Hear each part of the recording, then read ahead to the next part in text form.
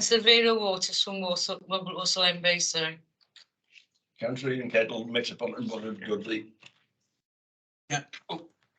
Councillor Mike Shaw, Registered Council and representing the North Worcestershire non-constituent local authorities. Mouthful. Andrew Burrow from Solihull, although in practical terms I'm almost in Kenilworth, which is Warwickshire. Martin McCarthy, SMBC. Councillor Kathy Baton representing Abca and from Dudley MBC. Lindsay Roberts, Scrutiny Officer for the Combined Authority. Good afternoon, everybody. I'm the new Head of Governance for the Midlands Combined Authority, so it's lovely to meet you. Lauren Rainbow representing Birmingham. Jamie Tennant representing Birmingham. Laura Schuff, I'm the Chief Executive of the Combined Authority. Good afternoon, Steve Bowyer, Partnerships and Engagement Strategic Lead at the Combined Authority. Carl Pearson from WMC Finance Department. And on the screen joining us today we have Fiona Aldridge, Head of Insight at the Combined Authority, leading on UK SBF paper. Thank you. Just to say, we also have an intern who is with some of them with Councillor Tennant, who will be observing proceedings today. So, first of all, we take apologies for absence. Yes, Chair. Apologies received from Councillor Akhtar, Councillor Fenton, Councillor Sweet and Amanda Tomlinson, and I can confirm that we are currently not quorum. Thanks for that, Lindsay. Yeah, sadly in Nottingham, I think it's the first time we haven't been quorum in a year and a half. So we don't want that to become a habit. So on if people who are unable to attend, if you can ensure that your substitute comes along, just so we can maintain the quality levels, please. Okay, moving on then, any declarations of interest? Members are reminded of the need to declare any disclosable prejudicial interest that they have in any item being discussed today. And in addition, the receipt of any gift or hospitality should be declared where the value of it was thought to have exceeded £25 in gifts or £40 in hospitality. No, I'm not seeing any indications. Thanks very much. So I'm going to move us on then to the minutes of the 5th of September, which I think you've all had. So if I take them first for accuracy and then for matters arising. So page 1 for accuracy, page 2, 3 and 4. Councillor Burrows. Yeah, just one small point. I wouldn't normally have noticed, but it refers to a scoping document amended to, and if it was my printer, I apologise, but it's not attached. Is that what we would normally do, or? So that's the skills provision scoping document for the scrutiny review. So we had the scoping document at the last meeting, so it was attached in your papers at the last meeting. But we've amended it, and it's. Did we? I'm not sure. Did we amend it at the last meeting? Or we agreed in the Yes, Chair. So the amendments were agreed at the last meeting. So right. They will when we start the working group on that. Obviously, your terms of reference will be included in the working pack. It's just that we approved it at this meeting, and it's basically Other matters of accuracy. Okay, we go back then. Any matters arising on page 1. Matters arising on page 2. Page 3, other than the clarification that Councillor Burrows has just sought. And page 4. Do I have the committee's agreement that those are true records of the meeting? We will just have to formally get those passed through the board because this meeting isn't called. But if I can just have that agreement, yeah. Thank you very much. Okay, so that moves us on then to the first paper, which is being presented by Fiona Aldridge on the UK Shared Prosperity Fund. Fiona, if I can hand over to you, please. Thank you very much. So you will have a paper, hopefully, which gives you all the information that you need, but I'll pull out a few bits of relevant information that I think is important for the context of the discussion. So UK Shared Prosperity Fund is a central pillar of the government's Levelling Up agenda. It was announced in the Levelling Up white paper, and it's funds for local areas to increase life chances across the UK and build pride in place. And you can spend the money on 3 investment priorities: community in place, supporting local business, and people and skills. But it's very much for local areas to decide how that money is distributed. The Combined Authority is the lead authority and the accountable body for UK SBF across the 7 Met area. So as we've been developing our plan, we've been looking at what the region needs, but we've been working really closely with our local authorities so that we can make sure that local priorities are met and local needs are addressed. You'll see in section 1 how the money is divided. There's money for 3 years, but they're 3 annual allocations, of which year 1, which is that 10 million, has to be spent by the end of March. So one of the critical challenges for us is making sure that we spend that year 1 money quickly and well. We submitted an outline investment plan to the Department for Levelling Up on the 1st of August, but have then taken the summer to work up more detailed plans. Broadly, we're spending 50% of funds on supporting local businesses to make sure that local businesses get good support. We can build economic growth, particularly our SMEs are well supported.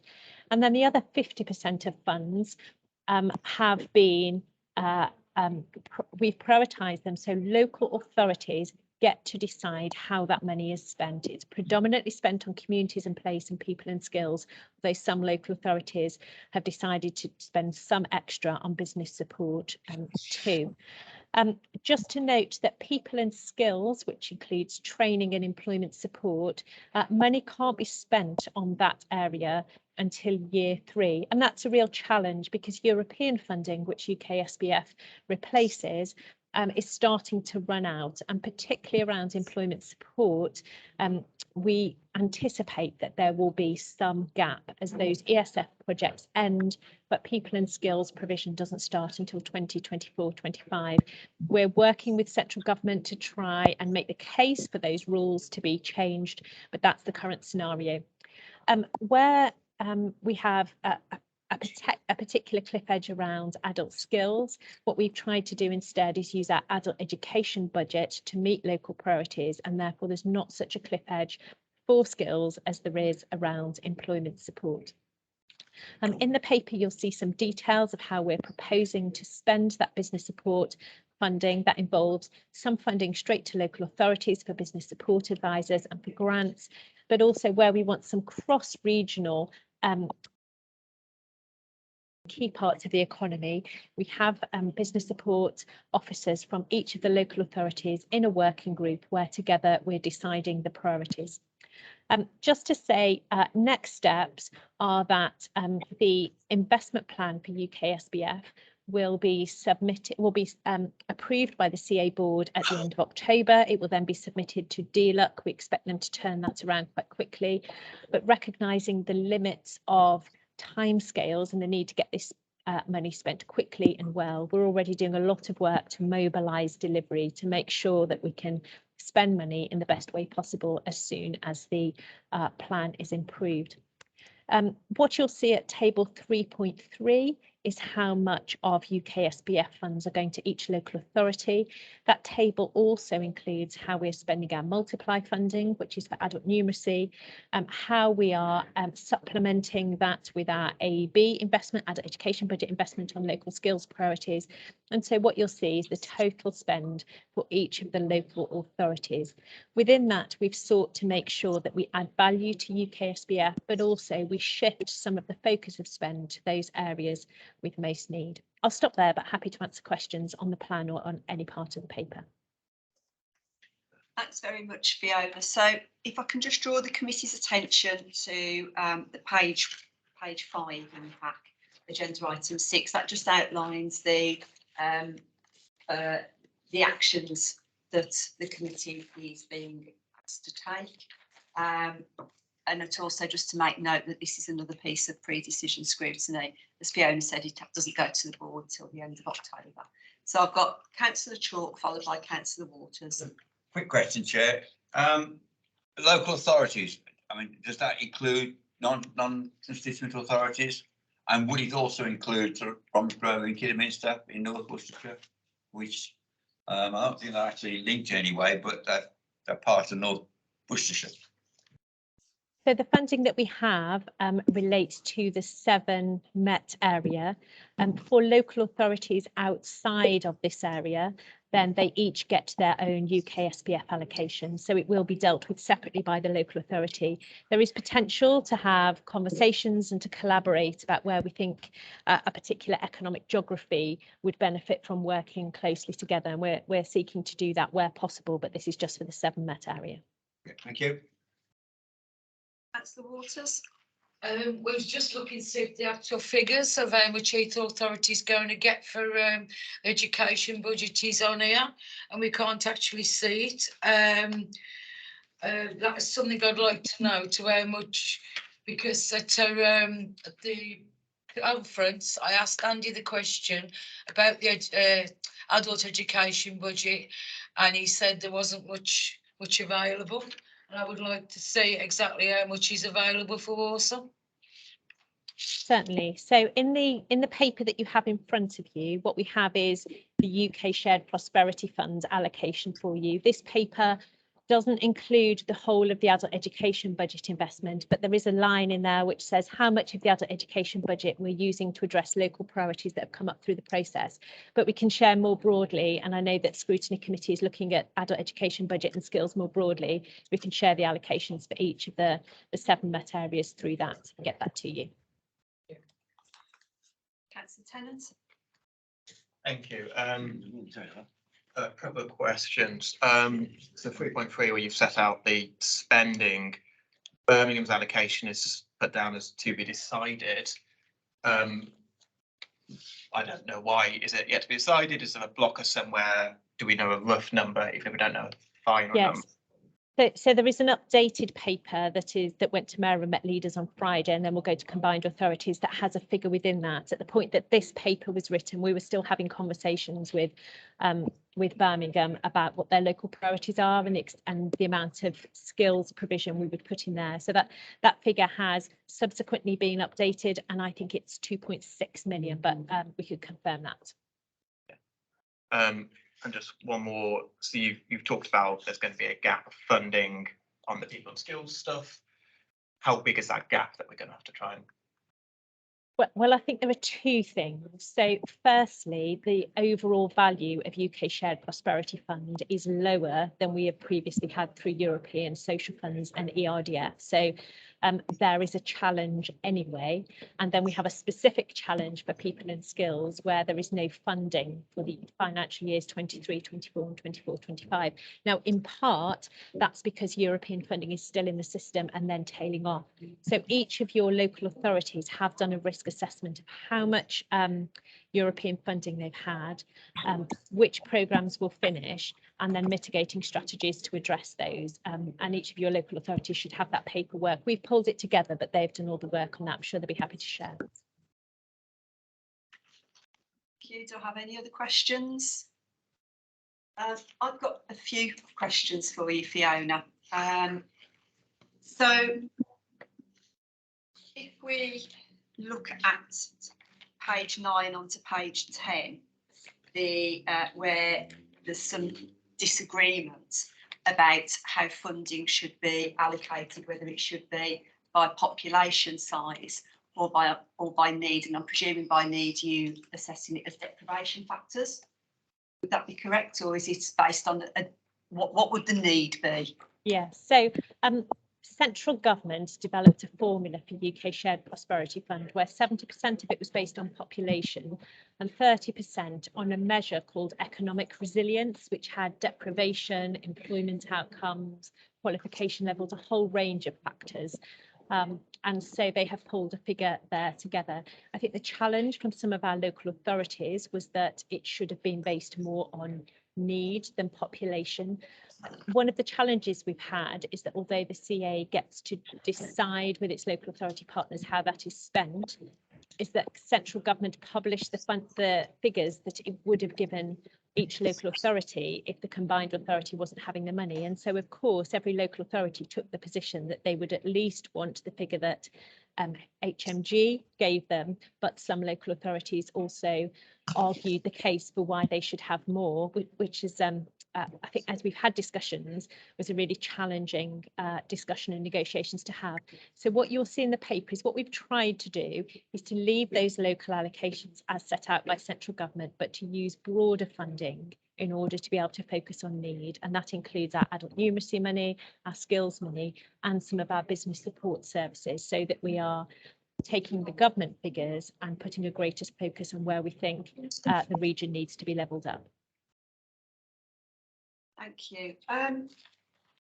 Year one money has to be spent by 31st of March. So I've got two questions around that. Are you going to be able to spend it by the 31st of March? And secondly, why will we, you indicated in the paper that we're the last ones in the West Midlands to be putting in our plan. Can you explain why that is, please? Yes, certainly. So yes, the money, although it's for a 3-year spending review, are annual allocations that have to be spent in year. That in year can go as far back as the 1st of April last year. So as we've been working with local authorities, we've also been looking at existing projects where UK SPF funding can support them, as well as things that can be done quickly and mobilising spend and delivery so that we can hit the ground running on that. There is some provision to be able to carry funds over to next year on the basis of a credible delivery plan for year 2. So we will try and spend as much money as where we can, and then we're working on how we can move some of that money into year 2. It's our intention that none of that money leaves the region and goes back to Treasury. So that's the point on year 1 spend. But I have to stress it is very challenging to spend the money in that time period, and indeed to spend it well. The reason why we are on a slightly different timescale is because, as you know, there are a whole set of things happening in the region. We have undertaken a business support review for the West Midlands that we're using UK SBF to pay for, and we want to make sure we operationalise that rather than just spend the money in previous patterns. We're also going through a process of LEP integration, and because there are a lot of things happening, we wanted to sequence the time and take the time to do things well rather than to rush a plan in. What I do have to say, though, is no area has yet had their plans assessed and come back.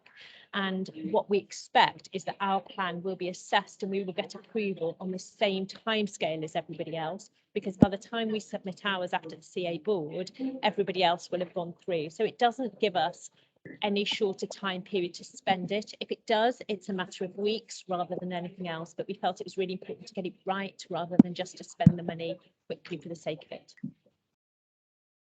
Councillor Kettle. Thank you, Chair. I get fed up with the multiple sources of complications when applying for funds, and we're dealing with so many different organisations. One thing that sticks out, 321, the middle item, establishing a floor for the number of locally embedded advisors to ensure a minimum service is available. Who are these advisors and where are they based? So the business support advisors will be based in local areas, and we are talking to each of the local authorities about whether they want them based within their local authority or whether they want to work with companies like the Growth Company to have them based there. So they're going to be based in the locality, but it is up to local authorities about which organisation they're based in. And their role is to support small and medium-sized businesses within their local area, to give them business support. And there's also a grant programme alongside it so that they can ensure that those businesses have what they need to be able to grow and develop. What we're also doing, though, is making sure that we don't look at those 3 investment priorities in isolation, because if we're supporting businesses, we also want to make sure those businesses are training their staff and also offering employment opportunities to local residents. So by connecting things up locally, I think we're going to get much stronger outcomes for our investment rather than seeing things in 3 separate funding silos. Yeah, how many of them and who employs them? So it varies by local authority. They can be employed by the local authority, but it is up to them to decide. We've essentially said there are this many for your area. Where would you like them based? And essentially we give the local authority money to employ them from UKSBF. Okay, do I have any other questions for Fiona? How do we cut the, how do we set or build up the 4% fee? Yeah, certainly. So the 4% is for administration of the fund. We are currently looking at the figures now, and we'll share them with local authorities. But what we want to make sure is that that money is spread across the combined authority and across local authorities to reflect where the work will need to be done. So as the managing agent, we have quite a lot of administration of the fund to do, but we recognise that local authorities, they're having some of these funds doubly devolved and have some responsibilities there about monitoring and evaluation. So we're setting out a plan for how much funding goes to each local authority and how much with the combined authority. And we're just finalising those figures now, and we'll be sharing them with local authorities shortly. Will they also be subject to some negotiation? Sure they will. Any other questions from anybody?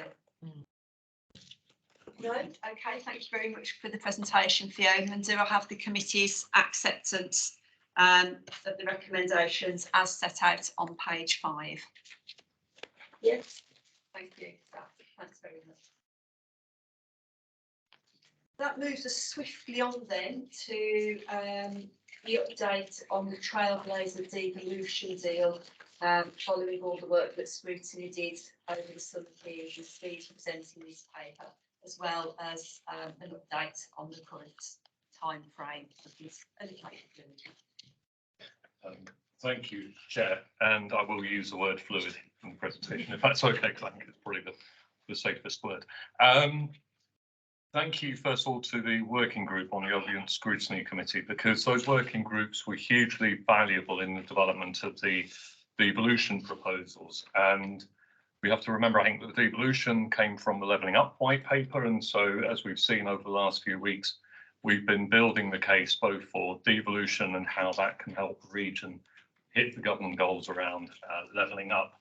And just to share how that's captured, hopefully you've all received electronically a copy of the Levelling Up growth prospectus, but if not, we have some at the end of the table, I'll pass them around during the course of the meeting. It has been, as I say, the input from the working groups has been hugely valuable because it has helped us to shape what the impacts of the devolution deal will be on the ground. The reality of where we are in terms of the timetable for this, and I do have to note that the recommendation on the paper you have before you is that there'll be a submission to government to be considered by board on the 28th of October. And the plans aren't that will happen at the board in October, only because we are still in negotiation with government. The feedback from government is that they are still interested and keen on the devolution deal with the region. And we, as you said, Chair, it's fluid at the moment. We will work with them to develop that over the coming weeks. But what we don't have is a categoric at this stage that this is a submission that will be made to government, which will only be considered by the board. That doesn't mean that the work we've done has been in vain, far from it. What we have now is a good pipeline of programmes and projects to take forward, and we have a very clear indication of the resources and controls that we feel should come to a region to deliver those outputs. If I may, Chair, just to focus on the report itself, we've fed back from those working group sessions in 5 areas where we've been looking at the investment and the scale of ambition. I think it was a good challenge from the working groups. Does the scale of ambition, does the scale of resources meet the ambition that we've set out? We have always had to focus on the clear steer from government that the ask isn't necessarily for new funds, but where can we have greater control of existing resources and budgets from government to lead the delivery in the region. Why we made it as broad and as ambitious as we did is that this shouldn't just be seen, as I said it from the outset, as a conversation from now just on the devolution deal. it provides us with a pipeline of projects going forward. I recall one of the meetings we had, Chair, when we were talking, I think, about digital capabilities and how we bemoaned the fact that Manchester seemed to have got the head of the game in that. Again, it's having those projects ready to go, oven ready into government. So this work isn't just for the devolution deal, it's learning and growth and beyond. I've mentioned the local insights have been particularly helpful in this development of these proposals. And that will be very important as we start to shape the negotiations with government and some of the prioritisation, which may need to happen as we go forward. So again, working groups and committees' insights into that prioritisation process, extremely valuable as well. I think there were two themes through those working group sessions which we've taken through the devolution process. One, that this, as I say, isn't just a standalone moment, but also the integration of the project. So we often talk to them about the economy and transport and skills, and that's very much been the theme, both of the work by the work stream leads in the Combined Authority, but in all of our discussions with partners in the local authorities across the region, and hopefully, as I say, comes through in the prospectus we have before us. And then just a final quick comment on the sessions that we had, and then perhaps open to questions on the process as a whole. In the pack, you recall we had a number of actions from the working group sessions. We've summarised those in the papers, and hopefully they've all been completed to your satisfaction. But if there are any outstanding or any further questions, please do raise them. But hopefully that provides an overview, and happy to take questions and answer them as far as I can, certainly in terms of timeline. Thanks very much, Steve. And just to let everybody know, I had an email this morning from Ed Cox regarding just an update on the timeframe, which pretty much covers what Steve has outlined, other than they expect it to go to the Trailblazer devolution deal. Hopefully will go to board on the 18th of November rather than the 28th of October board. So, Councillor Waters first. Right, now everybody hasn't got the booklet, but it's page 59, it's Levelling Up Mission 11. Supporting young people to break the cycle of criminality. Now, when we had the actual scrutiny on this, I actually asked the question, I know they intended to do this, because they said what they was going to do was, they was not going to put the prevention in place, so as if someone, a young person committed a criminal act, they put them back into the community, rather than put them to a young offenders centre, because they said when they went to young offender centres, they always get mixed in with all different people that actually could cause them to actually escalate. And what was actually said was it was actually going to be done by the local authorities and local community. And that was going to be tagged so as they could integrate with the back with the community. But the question that couldn't be answered at the time was, where was the funding coming from for the communities to put this in place? Thank you. I do remember the question very clearly on the community point. And I think the answer is that absolutely there needs to be resource behind this. So the message throughout all of this, but particularly around the crime and community safety, conversations with the Ministry of Justice and the Home Office, was it's a combination of responsibility and resource that we're seeking. But the most important message was that we need that regional perspective, which we don't have at the moment because it's just a one-size-fits-all response. And certainly when we're looking at prevention, because I know we discussed that with the Police and Crimes Commissioner officers as well, yeah, didn't we? Sorry, through you, Chair. Sorry. Carry on. Is that regional perspective needs to come into the early years and the prevention right the way through. And if we are adopting that responsibility for that, then there should be a resource alongside that. And that is recognised, but clearly we don't particularly want to just do little bite-sized chunks. We need to look at the whole of that preventative measure, which I know is key. It's not being addressed at the moment, which we recognise. Yeah. That message is going back very strongly. Yeah, thank you. That's the Burrows.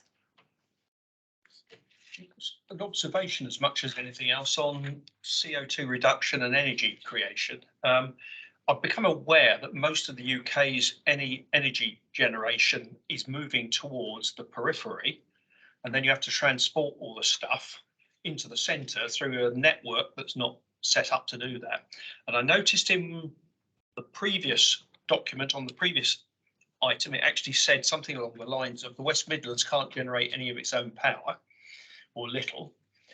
And then I look at the amount of roof space on commercial buildings, and we don't seem to cover the fact that we could generate a huge amount of electricity on West Midlands roof space, which A, would be good for the West Midlands, and B, would actually help with this issue about having to drag power from the North Sea into the Midlands, where we used to generate it here and send it out, and now we try and reverse it.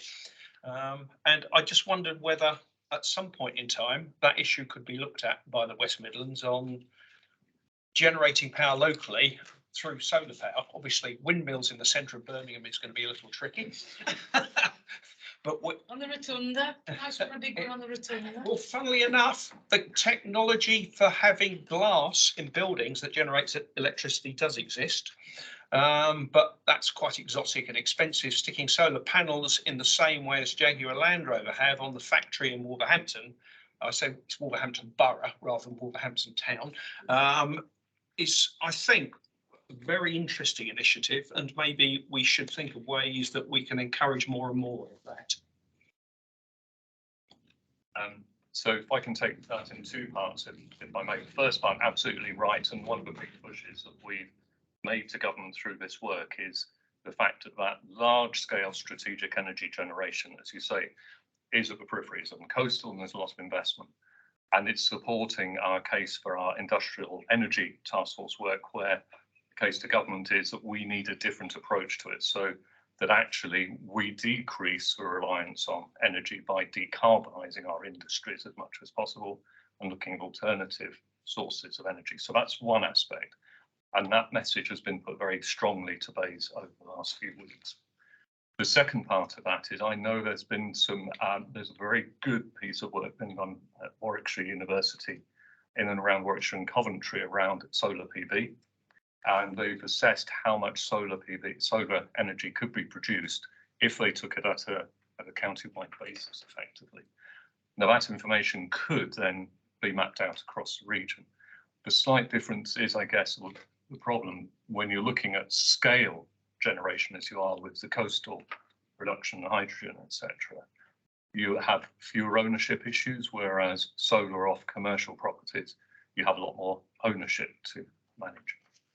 Last final comment, if I may, Chair, on that one is looking then at how you agglomerate that generation by equivalent of ESCO's energy supply companies, so that you de-risk it for individual property owners. So I think you're absolutely right. There is different new work need to be doing there, but I think we need to recognise the scale of the energy provision that's required. But definitely we need to look at renewable as a solution. There's also economic benefit from that because our supply chain to the renewable sector is very high in this region as well. Thank you. Councillor McCarthy. On page 50, you've got technical colleges to provide training on retrofit. Now, we've developed that topic a bit further to the point that you need market shaping and demand before technical colleges will put the courses on, otherwise they put them on, there's no demand. How are we going to deal with that? Again, through you, Chair, if I may. Sorry. We have a team called the Smart Hub, which is based in Energy Capital in the Combined Authority, and their focus, SMART is an acronym for Sustainable Market for Affordable Renewable Technology. Retrofit technologies, thank you. Sorry, I got good prompt from the Chief Executive. Thank you for retrofit technologies for exactly that reason. One, there isn't the consistency of funding coming into the retrofit marketplace, so businesses aren't responding either in terms of committing into innovation or committing into skills. The first step is to try and get the consistency of funding, so we're attracting further funding from government, and the big call from the devolution deal is to say, can you give us the certainty of funding on the retrofit? Then, and we're starting this work now, working with the retrofit businesses in the region to give them the confidence that the marketplace does exist, and working with them to develop the skills and the supply chain into retrofit technologies. So it is a virtuous circle, if you like, that we are now reaching into the business as well, and working with partners across that. But the first bit is to get the funding in place, make sure the retrofit is being done to the right standard, so that we've got that confidence as well, and give confidence to the marketplace to supply. So businesses are being asked to declare interest in these projects. Are you actually asking that they a structure of that declaration of interest such that they have to deal with the training issue within that structure as part of any proposal they make for attracting funding? It will come as it is. So at the moment, as part of a funded programme, so I know we've bemoaned the complexity of funding in these sessions.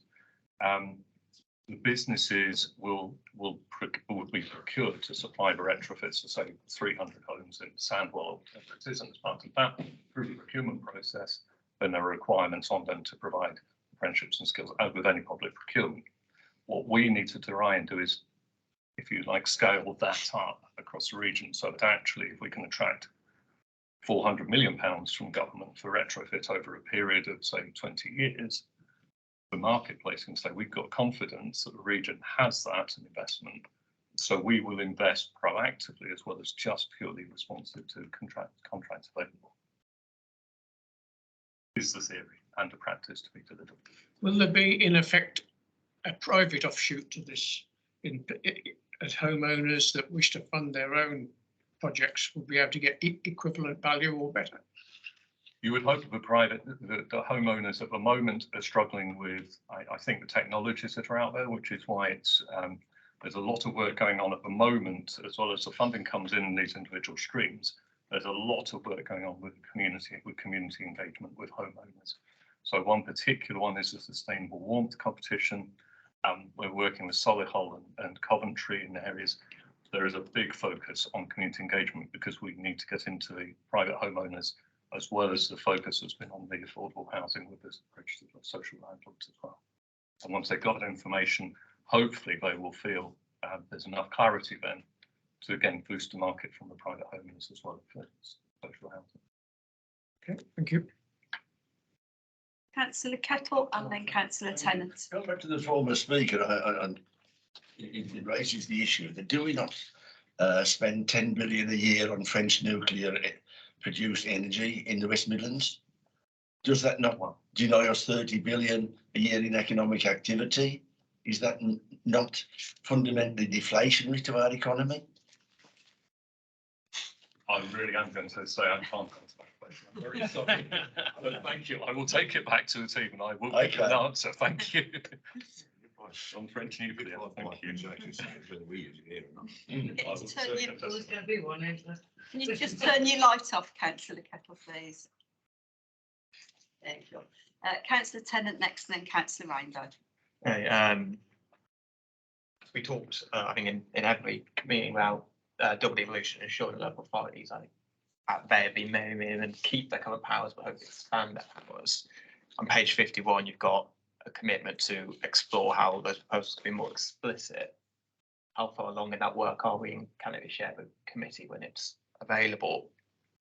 Also, kind of had a question around, we talked various points about money. The Chancellor has indicated that there is going to be fiscal tightening, should I put it that way, coming up. Is that likely to affect the outcomes of some of the work money we're trying to get hold of? Is potential going to have less money than we thought? I think probably in reverse order, it's likely, but we can't say at this stage because it is a very fluid situation. So no one can predict what the next fiscal event in just 2 weeks' time will say. If the principle here is primarily about the control of the money, so it can have greater effect locally. So in some ways that does chime with some of the messages that we've heard from government about making better use of public spending. But we could put the case quite strongly that to get the better impact from the budgets available, we should see controlled influence through the regions. I can't predict how the plots will look into the fall. Sorry to say that, but it's a reality. But more importantly, to get a handle on it, to get it into the region so that we spend better effectively. The first point about double devolution, Absolutely. Why the relationships and the engagement with local authorities has been so important has been to identify the areas where it is more effective for local authorities to deliver, or the region, I should say government, but for our perspective, where is that most impactful? Certainly, I think the next 3 to 4 weeks of conversations with government will flesh out more of where those opportunities are. But we're building on a very positive base of relationship over the last 6 months, which has flown by since that one paper. Yes, we'll hopefully give you more clarity from going forward. That's the rainbow. Thanks, yeah. On page 53, you've got that affordable housing is under review. Are there any timescales for that? I'm just conscious of, obviously, with the cost of living crisis, mortgages are skyrocketing. The impact on homelessness is going to be significant across the region.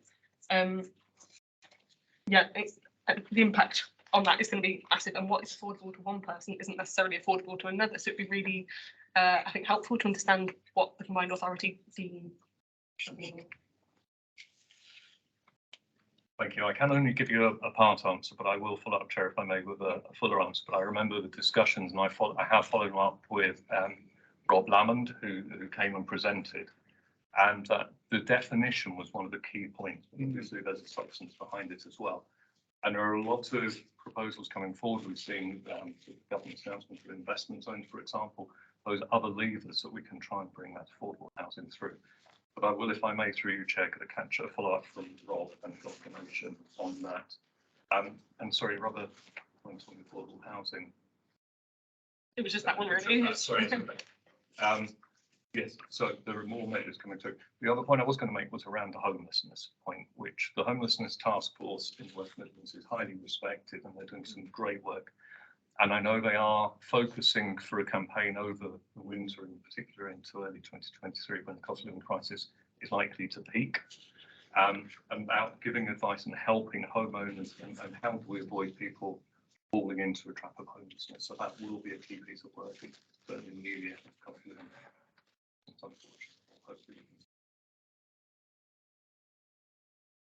Okay, do I have any other questions on the papers?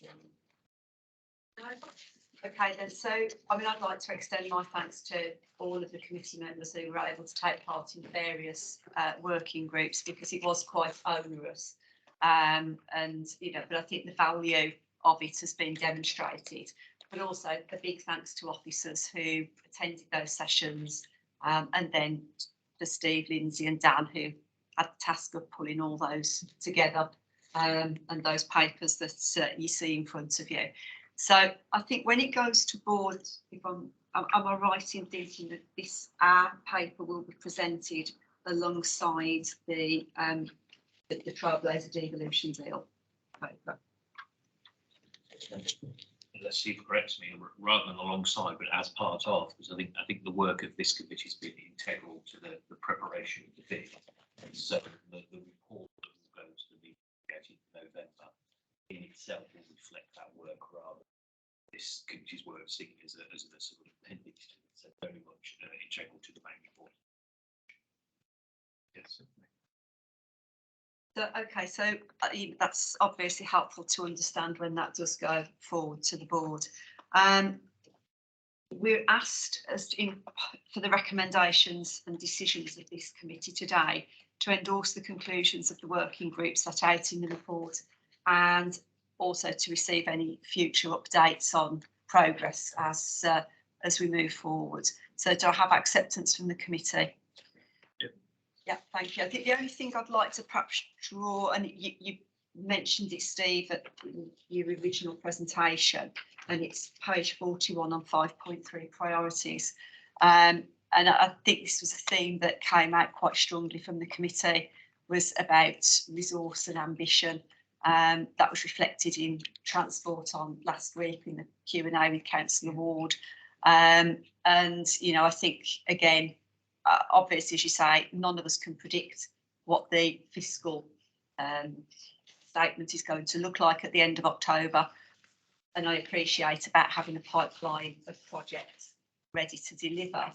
But I think it's also being mindful of the fact that any kind of stalling on that, and then the impact that has on our ability to deliver on the outlined plan.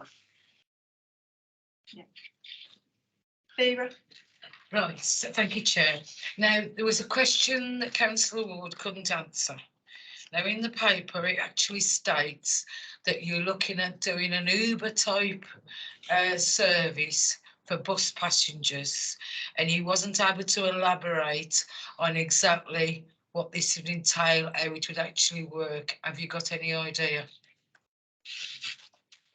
So I'm happy to answer. I apologies because I haven't seen the paper. So, but I think I know the answer to the question, which is that we are trialing both in Coventry and with Ring and Ride.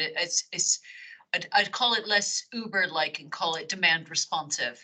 So we're looking at I think you could reflect that the bus routes have stayed fairly similar to how they've always been. We know that people are changing the way that they want to travel from beginning to end of journey, first and last mile. So we are looking through 2 different pilots at whether or not smaller, more demand responsive vehicles can be more effective or can help feed some of those fixed routes. So I suspect that is the answer he would have given, assuming I'm referring to the right paper. One I would have given. Yeah. It's a good idea, very good. I like that. Thanks. Just before we finish this topic, I just wonder if there's any general comments, Laura, that you would like to pick up from a leadership perspective around the TDD. Yeah, I mean, obviously the thanks to the committee have already been made. I think I would just ask you to bear with us as we try to get from here towards the end of the year. We're obviously targeting a combined authority date in November. We might need to have a further meeting in December, depending upon where we are. I think this is just going to be very fluid. So we'll just ask you to bear with us. Obviously, we'll keep in touch through this committee as well as things emerge. But there are so many variables at the moment and so many things changing around us that where we sit here today and tell you we think we're targeting that date and that date, in a week, I might sit here and give you slightly different dates. So just to thank you for your patience to date and ask for an extension to that patience as we work through this process, please. Thank you, Chair. Thanks very much for that. Okay then, so we move on from that paper. And that takes us on to the agenda item number 8, which is the Transport Scrutiny Subcommittee minutes of the 8th of September. Again, because we're not quorate, they can come here for approval, but they will still need to go to the CA board for approval. So any comments from anybody on that set of minutes, particularly those committee members who are part of that committee? Councillor Chalk? Just hearing on the news, that local news, that some part of the development of the trams can't be paid for, or we've run out of money or something of that nature. Has anybody enhanced that from local news? Right, so the discussion that took place on Friday, Thursday rather, with Councillor Ward was specifically in relation to the metro extension between Dudley and Briley Hill. That's the one, yeah. Councillor Ward was very clear that as far as the combined authority is concerned, the funding isn't there because of a whole variety of reasons that I think everybody is probably well aware of. So in terms of, and I believe there had been a loose suggestion that government were going to step in, but I don't believe that that's formalised, unless Laura can tell me differently. So it's been helpful to be really specific because I think this has become misrepresented in the press and has now been tangled in some other live issues. So all capital projects at the moment in every authority and certainly in ours will be under huge pressure as obviously inflation, energy, all the costs have increased on all the schemes. So there is a funding challenge, but the board reiterated its commitment to delivering that Wednesbury to Briley Hill scheme in full when they met, I believe it was over the summer. The solutions are being worked up and looked at. As you know, we borrow, and part of the way we funded these schemes is to borrow against the fare box that we receive for running the metro. Obviously, COVID and other reasons have seen patronage decline. So it's not that there's not a challenge. There was and is a commitment to delivering it in full. And then I think there was an article from when the Prime Minister was here, when she met with the Express and Star, where she reiterated her personal commitment to making sure that that scheme was funded and delivered in full. I think that was the article. Again, apologies, I wasn't here, but I think that was the article the question was about. And that article was published in the Express and Star. I don't believe he had seen that article, but it does exist. But I think there have been more recent articles around it as well in relationship to other things. But as I sit here today, we are committed to delivering that scheme in full, and we're investigating every possible solution to figure out how we're going to bridge the gap. But also as a committee, you will also be aware that every scheme that is on our books now will see significant inflation, power inflation, materials, wage costs. That's happening across the board. That's not unique to us. So I think that is part of the point that I think Councillor Ward was trying to make in recognizing that we've got a big program of lots of things that we want to deliver, and we've got macroeconomic events that are shaping our ability to do that, and we need to be conscious of that and make sure that we're gearing up to deliver what we can. Does that mean, Chair, that there's no chance of an extension to Redditch? Well, shall we just watch this space on that one? We've got a nice train line, we're all right. Yeah, it's more than we've got. Councillor Waters? Thank you, Chair. Now, there was one thing that we actually mentioned to Councillor Ward was regarding e-scooters. Now, I know the Combined Authority has got some.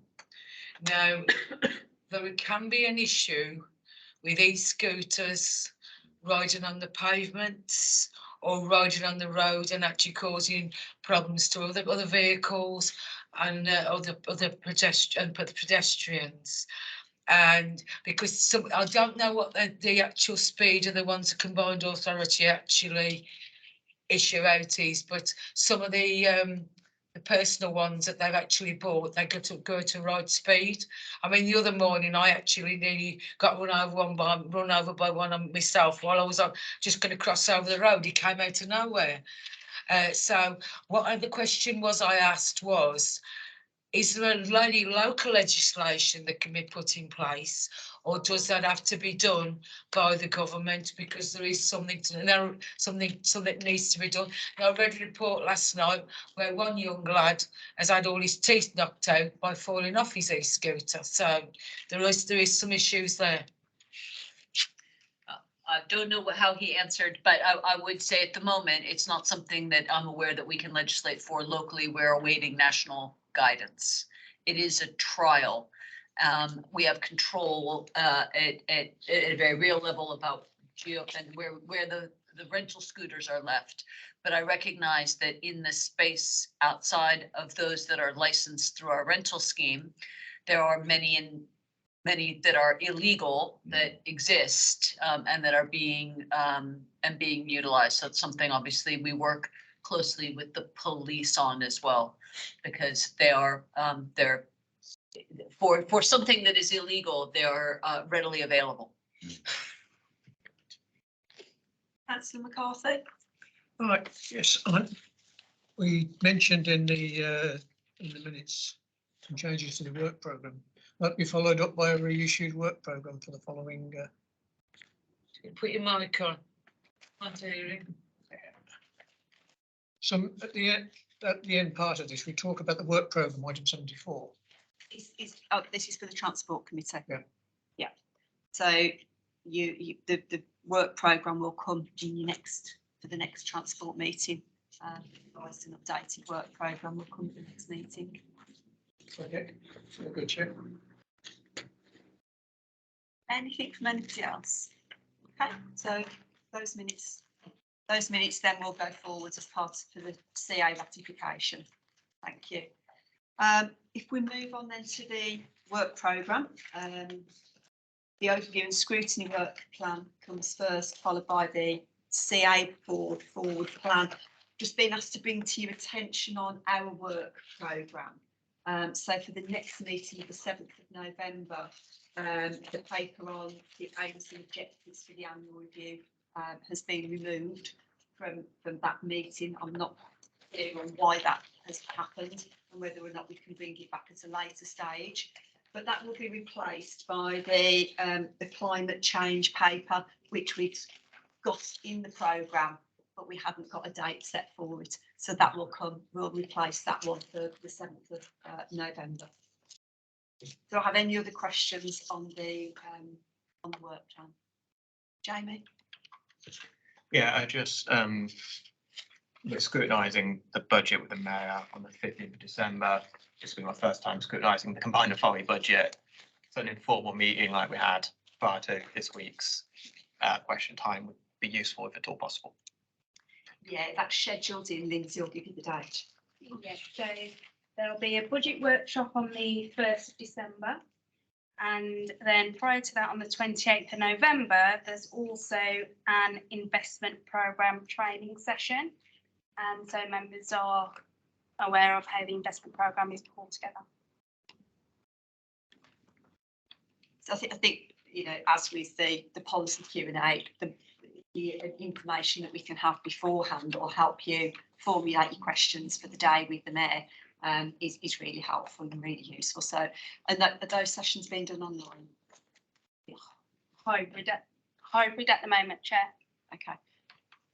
So it just gives you the flexibility if you want to attend in person or if you want to do it online. Okay. Anything else on the work programme? Do we not have a meeting on the 15th of December? Did that one get canned? Yeah, that's the mayor's question. That's the budget Q&A. That's the budget Q&A, right? As with all of the formal committee meetings, choruses only counted for the mayoral Q&As if you're here in person. Any other questions? No? Okay. So that moves us then on, as we've just been talking about meetings, to the date of the next meeting, which is this coming Thursday, 10 o'clock, and that's the mayoral Q&A policy. That usually runs for, we do 2.5 hours. So we do 2 hours question time with the mayor, and then we follow that up as we did in the transport scrutiny with half an hour putting together our comments, which will then be presented to the mayor for him to formally respond to. So again, hope that you can all make it, and actually we'll make sure that we contact you sent a You already sent my budget. Yeah. I'll try and get my substitute to come if he can. Well, as I say, he can attend online. It's just that he wouldn't count for the chorus in the meeting because we have to be present in the room. Okay. Well, thank you everybody for your attendance. We've been very quick today. I'm confused. I'm just thinking if I do it online and I can afford to pay the on the cruise ship, I could actually still be. Don't you dare. I'm a dedication manager.